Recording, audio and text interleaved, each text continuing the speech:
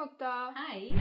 Virat Kohli has been in the talks recently. Can Yeah, you give us some guidance on his personal life and professional life? of course. So let's connect Virat Kohli's energies and let's. This is for his professional life and this is for his personal life. All right. So he's gone through a change where I think he's decided to quit Test cricket and he's only focusing on ODIs. So the card does say transformation. That means he is changing things in his professional life, and that's very true. Also, he has been a guy known for his fours, sixes, and centuries. So he's going to keep creating magic in his work because the word magic is also very prominent here. And the last is illusion. The only thing he needs to understand is not to stay with his fears or negative thoughts about it. He can do it.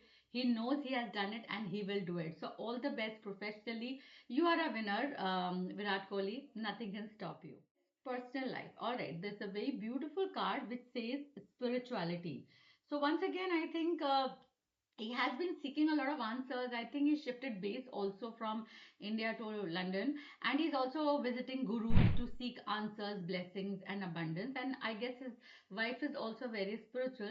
So the card does say that he will keep getting more and more spiritual, where it is being more connected to his family, to his own knowing. Like he has a lot of questions, he wants to know more. So I think he wants to ascend spiritually, which is very good for him.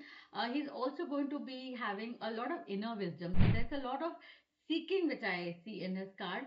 And yeah, the word humility is also very strongly written on this card. So for personal life, it's a very spiritual time for him.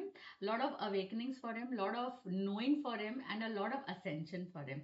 So all the best, Virat Kohli, for your new journey in 2026, professionally and personally.